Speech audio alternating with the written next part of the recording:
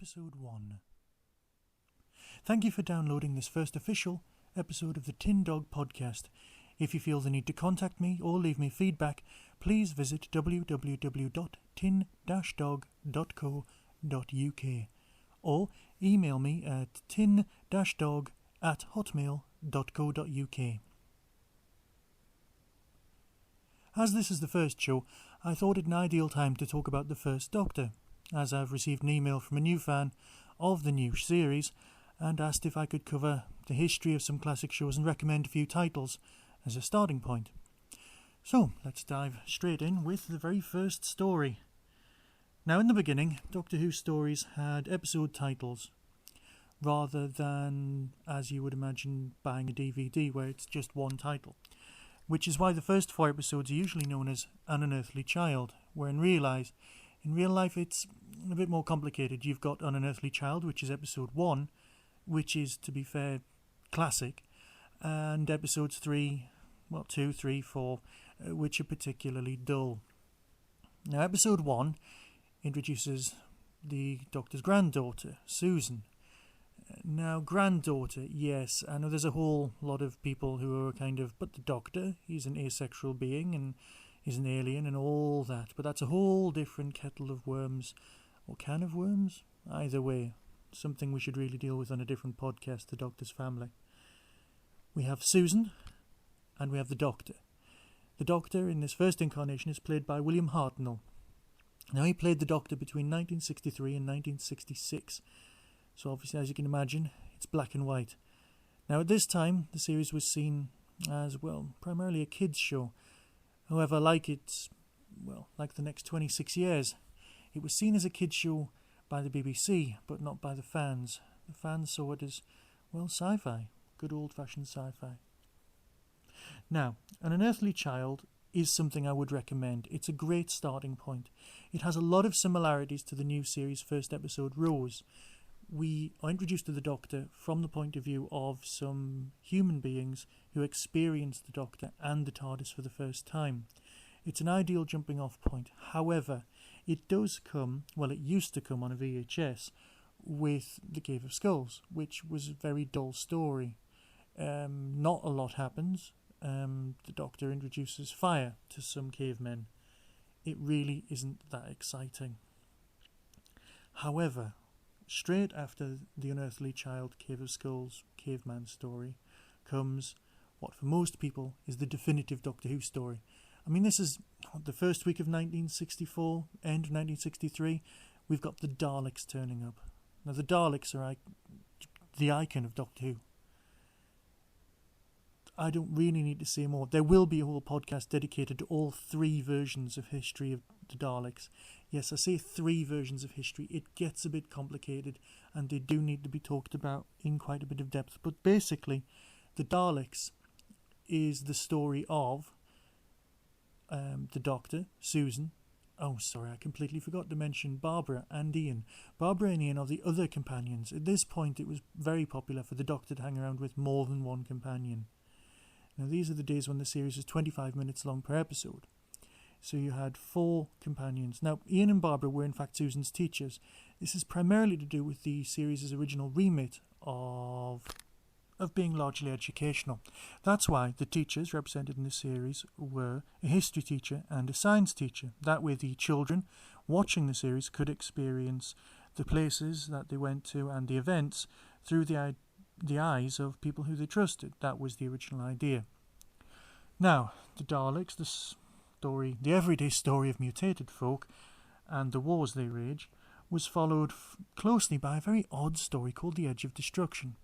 Now, whether for budgetary reasons or not, the entire episode takes place inside the TARDIS. Obviously, you're aware of the TARDIS, otherwise you wouldn't be listening to this podcast, so I'm not going to bother explaining all that. Edge of Destruction, the Daleks, and An Unearthly Child now come in a boxed set called The Beginning. And it's a very nice box set. It comes with some fabulous extras, and of course they have used that wonderful vidfire technique that allows everyone to look just a little bit too warm. Then, sadly, the series is followed by a very long story called Marco Polo, not a lot of which survives. You can see bits of that on the DVD release of Lost in Time. Marco Polo is one of the historical stories, again fitting in with the original remit. Keys of Marinus, Aztecs and Sensorines, followed by the Reign of Terror, and then Planet of the Giants. They all go on to make a continued narrative. Now, the Aztecs is something I would recommend. I've only owned it myself on VHS because I'm not a very rich person. However, it is a very nice story and deals with the side effects of time travel. If you want to experience Doctor Who in its rawest form, it's very early days. Aztecs is well worth a watch. Of course, after Planet of the Giants comes the Dalek invasion of Earth. Now, the Dalek invasion of Earth and the Daleks were both made into parallel, but not official, Doctor Who films. Well, they were official in the sense that they got the licenses and things, but the character isn't a Time Lord, he's just an Earth-based scientist. He's actually called Doctor Who rather than the Doctor. There's a lot of differences, but the Peter Cushing films are a great way to experience Doctor Who if you're trying to introduce somebody else, some new fans to the series. Now, Dalek's Invasion of Earth marks the leaving of the series of Susan. This is, well, it's not the last time we ever see her. We do see her in the Five Doctors, but that's many years later. Now, Dalek Invasion of Earth is followed by The Rescue and The Romans, which are originally available in one VHS boxed set. The Rescue is a 2-episode story. It's fairly obvious to any watcher at all what's going on in that episode, but it's well worth seeing. The Romans, however, is a very odd episode. It smacks more of Carry On than pure science fiction. It tries to be historical, but it ends up falling short in many respects. I wouldn't recommend The Romans. However, The Romans is followed by a story called The Web Planet. Now, I'd recommend The Web Planet, but not for the reasons most people would. I do enjoy The Web Planet. It's a very, very odd story. Basically, the TARDIS materialises on a planet with very large insects. Now, unlike the Planet of the Giants, the TARDIS crew hasn't been shrunk. Sorry, I've just given that away. Which brings us to The Web Planet. Now, The Web Planet I would recommend, mainly because it's one of the oddest Doctor Who stories. Obviously, at this point in the show's career, it was still allowed to be experimental. Now, for those people listening in England, Martin Jarvis plays one of the minor characters. If memory serves, there's characters called the Zarbi. There's giant ants, giant wasps, people in some extremely odd costumes. It's a standard, we subjugate you, you must help us kind of storyline, but its delivery is just odd. It's well worth a look. That's followed by The Crusade. Again, episodes of that are available on the Lost in Time box set. It's well worth a purchase because you get to see a large slice of the eras, more like a taster. Sadly, it's what's left of various stories after the BBC wiped many things in the 70s. But again, there should be a whole podcast dedicated to that. Now, you've got the Space Museum. Again, the Space Museum is one of the few stories in Doctor Who which actually deal with time travel as part of the plot, rather than just as a mechanism for getting you to the plot, if you see what I mean.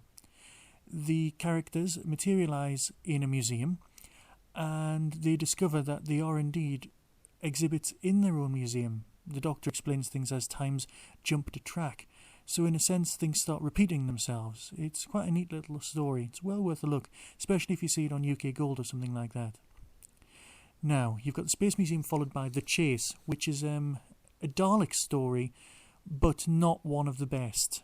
It is a series of small stories, well, settings really, where the characters are literally chased by Daleks who also, by this point in their history, rather oddly, have a time machine. The Dalek time machine does make a very, very nice sound, as you could probably hear by the beginning of this programme. Now, The Chase is followed by a very good story called The Time Meddler. I would definitely recommend that. That's The Time Meddler.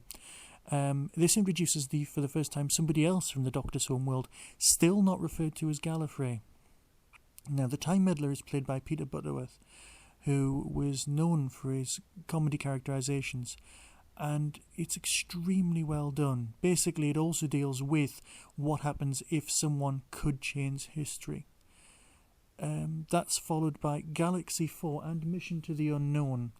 Now, I'm not particularly familiar with these stories, as indeed with the Mythmakers, although I did buy the Target novelisation as a child. The Mythmakers deals with the Greek myths. Now, this story, I believe, is completely missing, so whether I recommend that to you or not, it doesn't really matter. That is followed by the Daleks' Master Plan.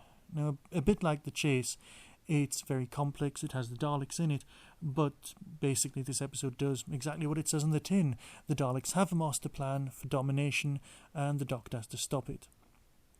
Now, again, this is followed by The Massacre of St. Bartholomew's Eve, a purely historical story. And then there's The Ark. Now, The Ark, I would recommend. That was available on VHS. I can't see it being an issue trying to find a copy. The Ark is a story split in two. One of those generational ships that science fiction authors are very fond of is journeying across the galaxy, I believe at a very slow speed relative. So the Doctor visits it at one period of its history, in episodes 1 and 2, where the humans have a slave race with one eye in the middle of their heads. Yes, you can picture it, and you're probably picturing it slightly better than it was imagined on the screen. And then in the second 2 episodes of the 4-part story, the slave race have become the masters and the humans have become the slaves, and the Doctor has to put things back in a kind of a let's all be friends kind of a way, as well you imagine. Another odd story, sadly with some episodes missing I believe, called The Celestial Toymaker follows that. And then we're into the final run of William Hartnell stories. The Gunfighters, which has, apart from Timelash perhaps with Colin Baker, been noted as one of the worst Doctor Who stories of all time. I don't know whether it really deserves this, but many people would argue it would, followed by The Savages and The War Machines. Now, The War Machines is a very, very nice story. It's set in 1960s swinging London, so it's got a bit of an Austin Powers feel to it, but they do have some very nice robots in it, and a supercomputer called Wotan. And what do supercomputers do? Yes, they try and take over the world.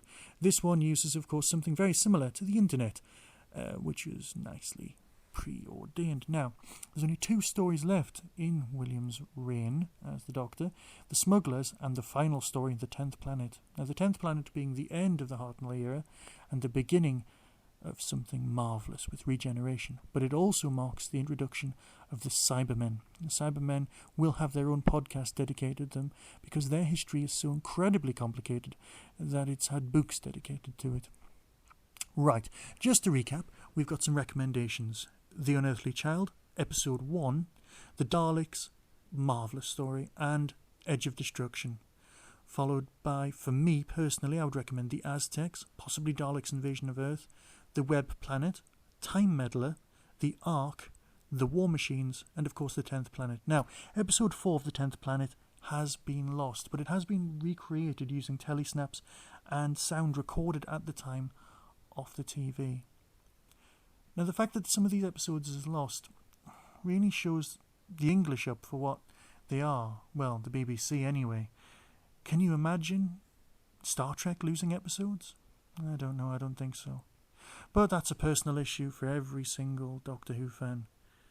So, I hope you've enjoyed this first podcast, and if you'd like to contact me, I'm available at tin-dog@hotmail.co.uk. Until next time, be seeing you.